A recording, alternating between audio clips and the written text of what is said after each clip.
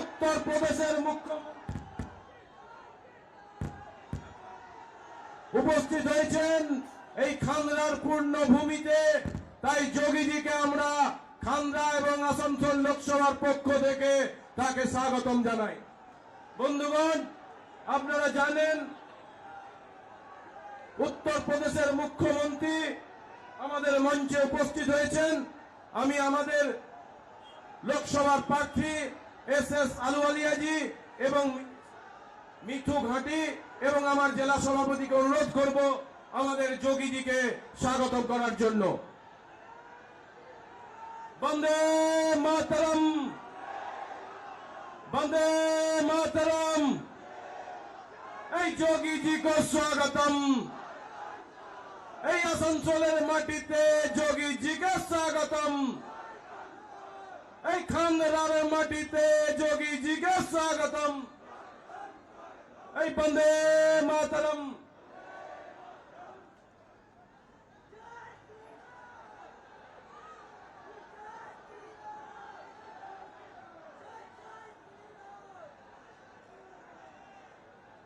বন্দে মাতরম,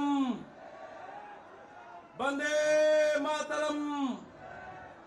এই বিজেপি জিন্দাবাদ, এই বিজেপি জিন্দাবাদ।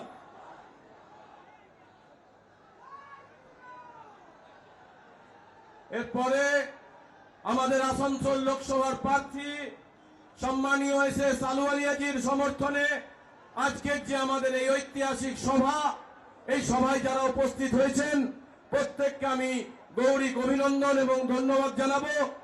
বহুক্ষণ প্রতীক্ষা আমি আমাদের এস আলুওয়ালিয়াজি আমাদের লোকসভার প্রার্থী, আমি তাকে আমাদের সামনে এসে তার বক্তব্য রাখার জন্য অনুরোধ করব। ভারত মাতা কি, দুই মুঠো বেঁধে ভারত মাতা কি, ভারত মাতা কি, ভারত মাতা কি। মঞ্চে উপস্থিত হয়েছেন খান্ডার এই ময়দানে আমাদের উত্তরপ্রদেশ, যাকে বলা হয় উত্তরপ্রদেশ নয়, একটা ভারত দেশ, সেখানকার মাননীয় মুখ্যমন্ত্রী আমাদের যোগীজি আজকে উপস্থিত হয়েছেন খান্ডার এই ময়দানে। আমরা কি কোনোদিন কল্পনা করেছিলাম যে যোগীজি আমাদের গ্রামের এই ময়দানে আসবেন? তাই গ্রামের মানুষের স্বপ্ন পূরণ করার জন্য আজকে উপস্থিত হয়েছেন। গ্রামে গ্রামে একদিকে মোদিজি সারা ভারতবর্ষে একটা নতুন প্রণালী আরম্ভ করে গ্রামে বাড়ি বাড়িতে জল পৌঁছাবার ব্যবস্থা করেছেন, তেমনি উত্তরপ্রদেশের প্রত্যেক বাড়িতে কল আর জল পৌঁছাবার ব্যবস্থা আমাদের মাননীয় যোগীজি করেছেন।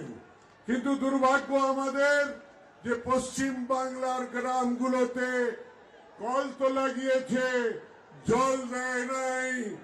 এই জন্য জল নেওয়ার জন্য এবার তাদেরকে ভারতীয় বেঙ্গলের খাড়িতে ফেলতে হবে যাতে জলের ঘরে ব্যবস্থা হতে পারে। তাই আজকে এই জনসমাবেশ আজকে নির্ণয় নেবে, আজকে এই ফয়সলা করতে বা শুনতে এসেছে যে আমাদের পশ্চিম বাংলার মানুষ কাকে ভোট দিয়ে কার হাত সশক্ত করবে, মমতা ব্যানার্জির কাটমানি খাওয়ার জন্য নাকি ভারতীয় জনতা পার্টির দেশকে আরো উচ্চ শিখরে পৌঁছাবার জন্য।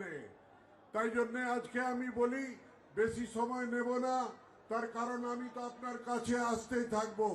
কিন্তু আজকে যোগীজিকে পেয়েছি, যোগীজির কথা শুনবো, ওনার আশীর্বাদ দেবেন, ওনার আশীর্বাদের কথাটা শুনবেন। রাম মন্দিরের আসল কান্ডারি হচ্ছেন যোগীজি। জয় শ্রীরাম, জয় শ্রীরাম। এই কান্ডারি, রাম মন্দিরের কান্ডারি এখন কৃষ্ণ মন্দিরের কান্ডারিও হবে। রাধে রাধে রাধে। তাই আজকে ওনাকে প্রণাম করে এইটুকু বলবো যে 13 মে যেই ভোট হবে তাতে ব্যালট পেপারে দার্জিলিং এ আমার 1 নম্বর ছিল, জিতেছিলাম। বর্ধমান দুর্গাপুরে 1 নম্বর ছিল, জিতেছিলাম। আসানসোলেও ব্যালটে আমার 1 নম্বর বোতাম আছে। আর আপনাদের আশীর্বাদে জিতে এদেরকে বিদায় করব, এই বলে আমার বক্তব্য শেষ করব। বন্দে মাতরম, জয় হিন্দ। ধন্যবাদ বন্ধুগণ, যার জন্য আপনারা অধীর অপেক্ষা করছেন সেই আমাদের উত্তরপ্রদেশের মুখ্যমন্ত্রী যোগী আদিত্যনাথজি আমাদের মধ্যে উপস্থিত হয়েছেন। আমি আমাদের যোগীজিকে বলবো, অনুরোধ করব যে আমাদের আসানসোলের মানুষের জন্য এবং খান্ডার মানুষের জন্য উনি তার বক্তব্য রাখার জন্য।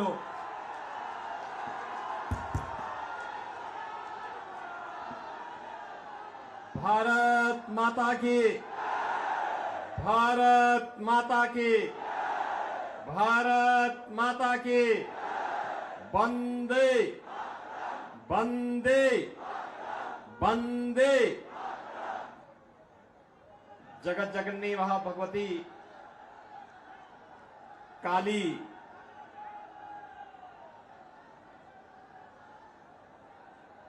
के धाम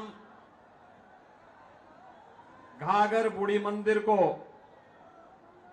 नमन करते हुए असंख्य क्रांतिकारियों को देने वाली इस आसनसोल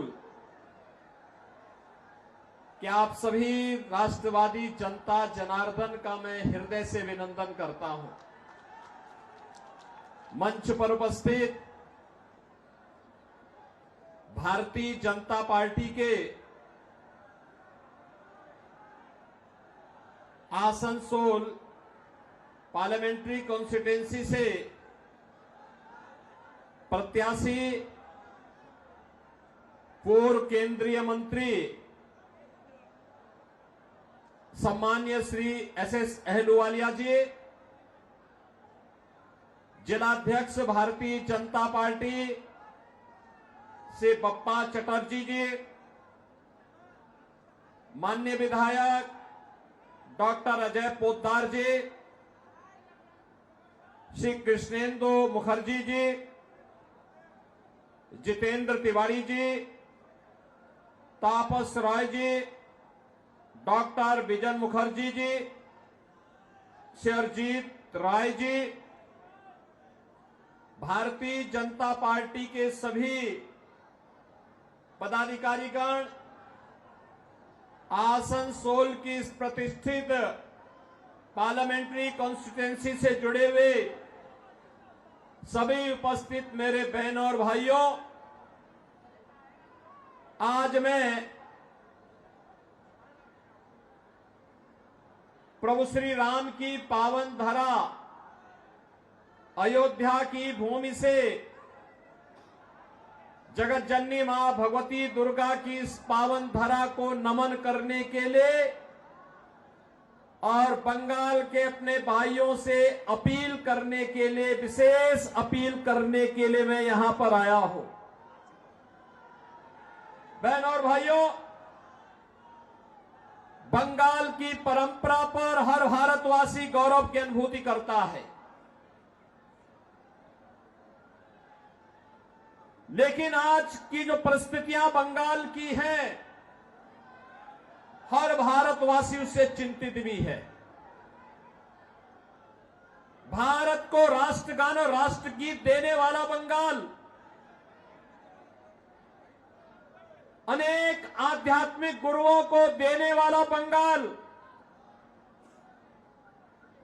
भारत की क्रांतिकारियों की एक लंबी श्रृंखला को पैदा करने वाला बंगाल, अनेक वैज्ञानिक और साहित्यकारों को जन्म देने वाला बंगाल आज हिंसा, अराजकता, भ्रष्टाचार की चपेट में आकर के क्यों लहूलुहान है। यह ज्वलंत प्रश्न जब देश की सर्वोच्च पंचायत के लिए हम चुनाव कर रहे हैं, तब बंगाल के हर जनता जनार्दन के सामने, हर मतदाता के सामने यह प्रश्न स्वतः ही उठना चाहिए। याद करिए, यही बंगाल है, भारत के नव जागरण का शंखनाद करने वाला बंगाल, भारत की सांस्कृतिक जागरण का शंखनाद करने वाला, भारत की आध्यात्मिक क्रांति का सूत्रधार, भारत के सन्यासी विद्रोह की आधार भूमि, देश के प्रथम स्वतंत्र समर की ज्वाला को आगे बढ़ाने वाला है बंगाल, और आज हिंसा की चपेट में है, अराजकता और भ्रष्टाचार से लहूलुहान है, अस्त व्यस्त है, त्रस्त है और अपने अस्तित्व के लिए, अपने वजूद के लिए जूझ रहा है। बहनों और भाइयों, हम में से हर व्यक्ति जानता है 1947 में इस देश का विभाजन मजहब के आधार पर हुआ था। जिन कारणों से देश का विभाजन हुआ था, उन कारणों को फिर से बंगाल के अंदर कांग्रेस और टीएमसी के लोग मिलकर के पैदा करने का कुत्सित प्रयास कर रहे हैं। अभी मैं वीरभूमि से आया हूं, इससे पहले मैं बहरामपुर और मुर्शिदाबाद में था। दिल मेरा दुखित हो रहा था देख करके। वीरभूमि में 7 असेंबली कॉन्स्टिट्यूंसी में से 3 ऐसी हैं जिसका पूरा डेमोग्राफी बदल गया है। वहां पर रामनवमी के जुलूसों पर हमले होते हैं। बहनों और भाइयों, ये बंगाल है। 15वीं सदी में बंगला रामायण लिखा गया था। और यही नहीं, जब अयोध्या में राम जन्मभूमि के लिए आंदोलन चल रहा था, इसी बंगाल से गए हुए कोठारी बंदों ने अपने आप को बलिदान किया था राम जन्मभूमि मुक्ति के लिए, गुलामी के ढांचे को हटाने के लिए अपने आप को बलिदान किया था। आज भी कोठारी बंदों का अयोध्या में स्मारक लगातार राम जन्मभूमि के लिए हुए आंदोलनों की ओर हम सबका ध्यान आकर्षित करता है। लेकिन आज इसी बंगाल में जिस बंगाल ने कभी स्वामी विवेकानंद ने वैश्विक मंच पर कहा था, गर्व से कहो हम हिंदू हैं, आज उस बंगाल में जय श्री राम बोलने पर प्रतिबंध लगाया जाता है।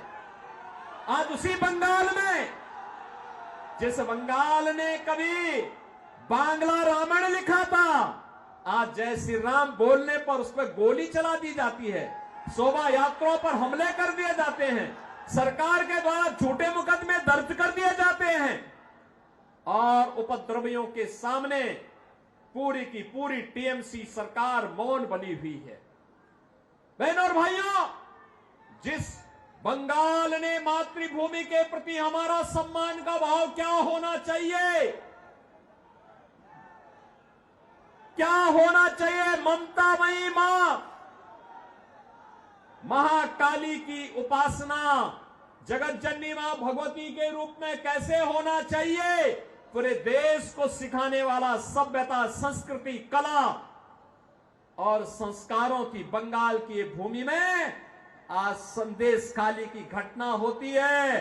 अपराधी को टीएमसी सरकार बचाने का काम करती है और अपराधियों के साथ जो ममता दीदी की यहां की जनता को मिलना चाहिए था, वह ममता अपराधियों को दी जा रही है। और इसलिए बहनों और भाइयों, मैं आपसे अपील करने के लिए आया हूं, ये नए भारत का, एक नए भारत को बनाने का चुनाव है। अच्छे और अनुभवी लोग, जुझारू लोग देश की संसद में जाएं, देश को प्रतिनिधित्व दे सके, मोदी जी के नेतृत्व में कार्य कर सके, सम विषम परिस्थितियों में आपके हितों के लिए कार्य करने वाला व्यक्ति होना चाहिए। इस दृष्टि से आज पूरे देश के अंदर एक ही स्वर में लोग बोल रहे हैं, उत्तर, दक्षिण, पूरब, पश्चिम, अब तक 2 चरणों के चुनाव संपन्न हो गए हैं बहनों और भाइयों। मुझे देश के अंदर अनेक राज्यों में जाने का अवसर प्राप्त हुआ है। अकेले उत्तर प्रदेश में ही 80 लोकसभा सीटों पे चुनाव चल रहे हैं। 2 चरणों के चुनाव संपन्न हो गए हैं। महाराष्ट्र में मैं गया था, राजस्थान में मुझे जाने का अवसर मिला, छत्तीसगढ़ में गया, उत्तराखंड में गया, जम्मू कश्मीर में गया, जहां बिहार में मैं गया, जहां भी जाता हूं एक ही स्वर गूंजता है, और वह स्वर है कि फिर एक बार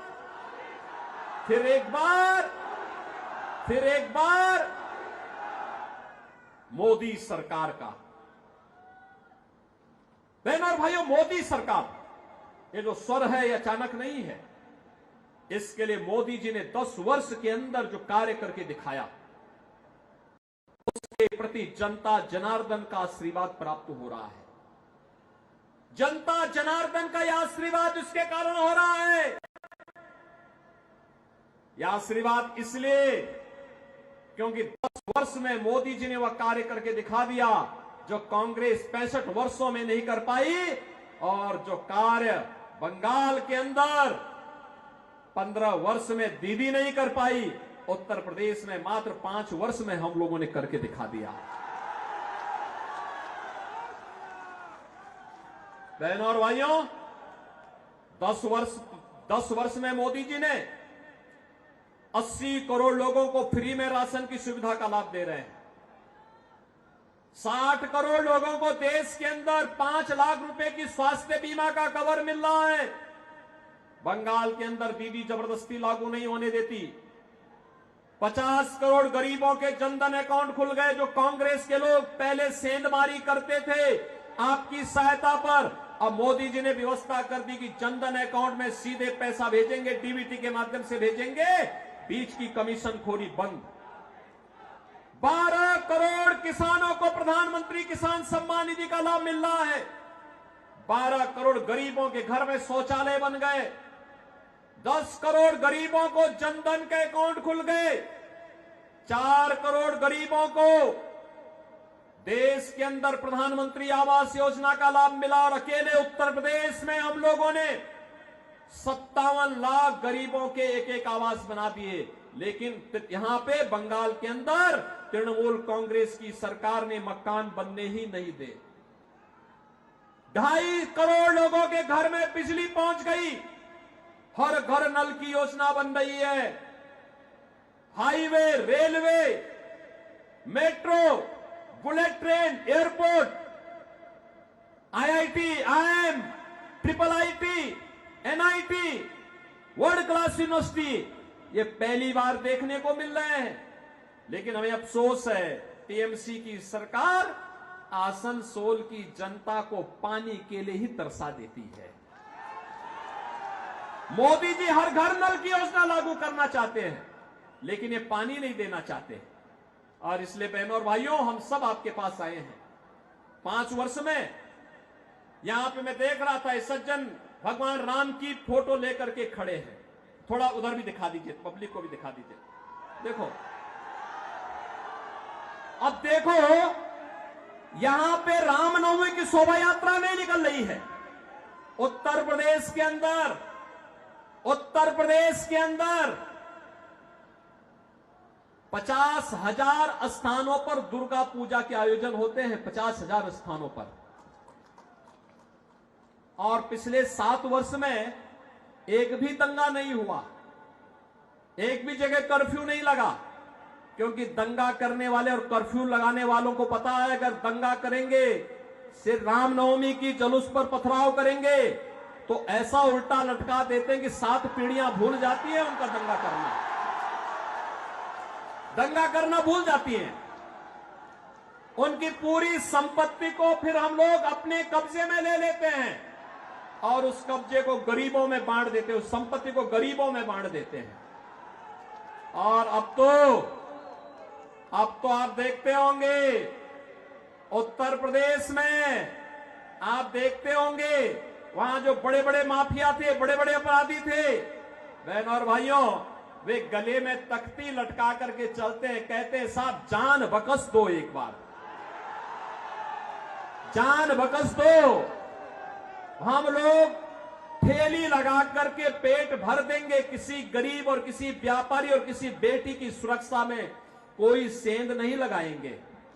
बहनों और भाइयों, यह कार्य केवल भाजपा कर सकती है, भाजपा कर सकती है, और इसीलिए मैं आया हूं। देखो ना, आपको एक शेर जैसा नेतृत्व चाहिए और एसएस अहलुवालिया जैसा नेतृत्व आपको यहां पर भारतीय जनता पार्टी ने दे दिया है। बहनों और भाइयों, जोरदार करतल ध्वनि से उनका स्वागत करिए अहलुवालिया जी का। बहनों और भाइयों, मैं इसलिए आया हूं यहां पे क्योंकि अहलुवालिया जी आज से नहीं है नेता। हम लोगों ने जब संसद में जाना प्रारंभ किया था, सार्वजनिक जीवन में हम लोग आए थे, तब भी वह देश के नेता थे और संसद में भी हम साथ साथ रहे। केंद्रीय मंत्री के रूप में भी आपने काम किया, भाजपा के प्रवक्ता के साथ साथ विभिन्न दायित्वों का निर्वहन किया, और आज आसनसोल का सौभाग्य है कि भारत माता का एक ऐसा सपूत आज आपके बीच में, जो इसी माटी का सपूत है, जिन्होंने इसी आसनसोल में जन्म लेकर के यहां के विकास के बारे में, भारत के विकास के बारे में, भारत को दुनिया की बड़ी ताकत बनाने के लिए और मोदी जी के आत्मनिर्भर और विकसित भारत की संकल्पना को पूरा करने के लिए जिनमें जज्बा है कार्य करने का, शेर जैसा दिल है, जूझने की एक प्रवृत्ति है, ऐसे ऐसे अहलुवालिया जी को भारतीय जनता पार्टी ने, मोदी जी ने अपना प्रतिनिधि बना करके आसनसोल में भेजा है। और इसलिए बहनों भाइयों, मैं आपको कहने के लिए आया हूं, सुरक्षा आपकी है, बंगाल भी आपका है, भारत भी आपका है, और वोट भी आपका है, और इसलिए निर्णय भी आप ही को करना है। और आपका निर्णय अगर भाजपा के पक्ष में आता है तो सुरक्षित और समृद्ध बंगाल बनेगा, सुरक्षित और समृद्ध आसनसोल बनेगा। बहनों और भाइयों, तनिक भी भूल आतंकवाद के उस दौर को ला देगा, नक्सलवाद के उस दौर को ला देगा जहां विस्फोट होते थे, अराजकता फैलती थी, गुंडागर्दी का वह दौर जो भारत ने झेला है। बहनों और भाइयों, बंगाल को भी चाहिए यूपी जैसा मॉडल, चाहिए ना, चाहिए ना। देखो ना, पहले लोग कहते थे, जब कोठारी बंधु बलिदान हुए थे तब नारा लगता था, अंतिम समय में भी उन्होंने एक नारा लगाया था कि रामलला हम आएंगे, यही नारा लगता था ना। एक कांग्रेस और टीएमसी के लोग, ये नाम भले ही अलग अलग हैं लेकिन एक ही थैली के चट्टे बट्टे हैं, कोई अलग नहीं है। लूट में, अराजकता में, भ्रष्टाचार में, ये तीनों, कांग्रेस, टीएमसी और कम्युनिस्ट, ये तीनों एक ही है। नाम भले अलग अलग होगा क्योंकि लूट का तीनों का तरीका अलग अलग है, लेकिन तीनों एक हैं। इसलिए तीनों पे विश्वास नहीं करना, हमें आध्यात्मिक परंपरा को समृद्ध बनाने के लिए कार्य करना है और आध्यात्मिक परंपरा को आगे बढ़ाने के लिए मैं आज आपके पास आया हूं यही कहने के लिए कि यह हमारा दायित्व बनता है कि गुरुओं की भूमि को, आध्यात्मिक गुरुओं की इस भूमि को, क्रांतिकारियों की इस भूमि को मोदी जी के विजन के अनुरूप सोना बनाने के लिए 13 मई के लिए चौथे चरण में आपको चुनाव करना है। बहनों और भाइयों, चुनाव के दौरान प्रत्याशी का घर घर जाना कठिन होगा। एक पार्लियामेंट्री कॉन्स्टिट्यूंसी काफी विस्तार होती है और मेरी आप सबसे अपील होगी, मोदी जी का प्रतिनिधि बन करके, अहलुवालिया जी का प्रतिनिधि बन करके घर घर आप स्वयं जाइए, कमल चुनाव चिन्ह के लिए वोट लाइए। इलेक्ट्रॉनिक जो वोटिंग मशीन है, ईवीएम में पहले नंबर पर एसएस अहलुवालिया जी का नंबर है, कमल छाप का, और पहला बटन दबाना है। इसके लिए सहमत हैं?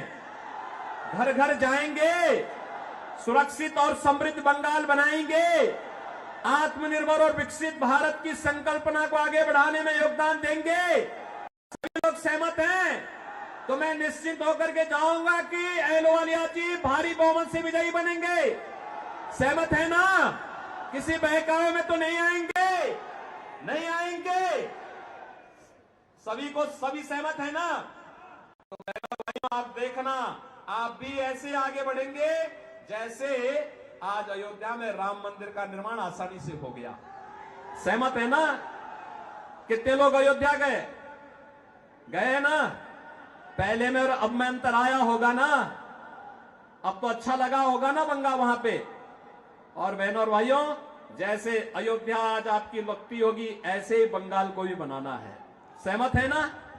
सभी लोग सहमत हैं तो सब मेरे साथ बोलेंगे, भारत माता की, भारत माता की, भारत माता की, वंदे वंदे वंदे।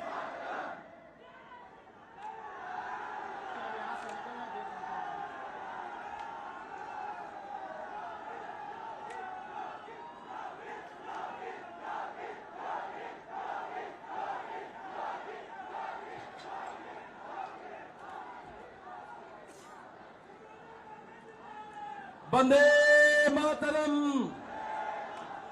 जोगी जी को स्वागतम। जोगी जी को जय श्री राम। जोगी जी को जय श्री राम।